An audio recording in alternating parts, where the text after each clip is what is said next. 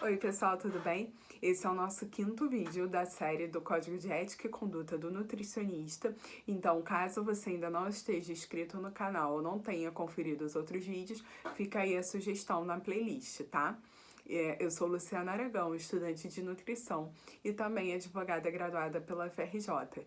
Então, aceitei aí uma missão de descomplicar um pouquinho do Código de Ética e Conduta do Nutricionista e trazer mais para nossa realidade. Então, os temas são sempre escolhidos por enquete em Instagram. Eu sigo querendo muito falar sobre antes e depois, mas nunca é escolhido. E o tema de hoje é terrorismo nutricional ou então nutricionismo. Bom, sem adentrar muito sobre o conceito do nutricionismo, como eu já adiantei, ele é esse terrorismo nutricional, que é quando a nutrição ela é reduzida simplesmente a nutrientes. Então, tudo é deixado de lado, o alimento, que seria a principal ferramenta do nutricionista, é deixada de lado, e toda abordagem passa a ter foco apenas nos nutrientes. Então, esse foi um termo cunhado por George Screens, tá? Lá da Austrália, e depois ele foi popularizado pelo Michael Pollan, que recomendo fortemente qualquer livro dele, a série no Netflix também, Cooked, tá? E foi popularizado aqui no Brasil pela Sophie Deran, tá? Então, por isso que talvez muitos nutricionistas conheçam esse termo, através dela, que é o nutricionismo. Então, o que a gente tem na nutrição hoje? A gente tem uma nutrição que deixou muito de valorizar o alimento e passou a valorizar a suplementação, né? Deixou de olhar para a comensalidade, o comer junto, e passou a olhar para a marmita. Então, se nós formos ao nosso código, porque aqui eu não quero me estender muito no conceito de terrorismo nutricional, porque nem é o objetivo do nosso vídeo. Quem for nutricionista, estudante, tiver interesse em saber um pouco mais sobre o assunto, Genco, o meu grupo de estudos, que eu já falei aqui, nós temos cursos sobre o assunto, estamos sempre discutindo sobre, então também fica o convite para vocês participarem do grupo. Mas quando a gente olha o nosso código de ética, nós temos dois artigos, ou talvez três, que eu vou trazer aqui para vocês. Primeiro, ele traz a importância do nutricionista ter um olhar além do biológico. Então, não basta olhar apenas o biológico e não basta olhar apenas o lado nutricional.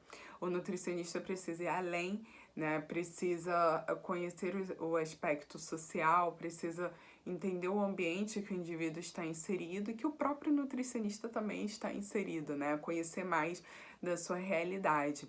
E só daí a gente começa a ver que o terrorismo nutricional já não tem muito espaço. Então, nós temos também o artigo 38, que é muito preciso, tá? Quando a gente fala de terrorismo nutricional, que o nutricionista não deve basear a atuação dele em modismos. Então, só esse artigo também já era capaz de dizer por que não o nutricionista não deve fazer terrorismo nutricional. E um outro artigo, que estava certa, são três, que a gente lembra aqui, foi o mesmo que a gente usou para falar de desafios, que, se eu não me engano, é o artigo 56, que o Código de Ética prevê que nós não devemos usar, os nutricionistas não devem se utilizar de mensagens sensacionalistas. Então, quando a gente tem o nutricionismo, muitas vezes são análises em laboratório, hipotéticas, de estudos muito suspeitos, né? Porque uma outra discussão que a gente traz é o financiamento de muitos estudos. Então, a gente precisa ter um olhar crítico quando lê um artigo, quando sai um posicionamento, e não sair, né, simplesmente se atualizando por Instagram. É preciso estudar muito. Então, a gente pega o artigo científico, analisa e compreende que o nosso paciente, né, que o futuro paciente, ele não não vive aquela realidade do artigo, ele não é só aquilo. E principalmente, um alimento não funciona no corpo de forma isolada. Nós temos séries de reações, né, de acontecimentos que são individuais, né, que são de cada paciente e que não dá simplesmente para você avaliar aquilo de forma isolada e achar que vai fazer um milagre ou não na vida do paciente. Então, muitas vezes isso é utilizado como estratégia de publicidade, é utilizada para reforçar falsos discursos de saúde e definitivamente isso não promove saúde de forma integral, que é o que o nosso código prevê.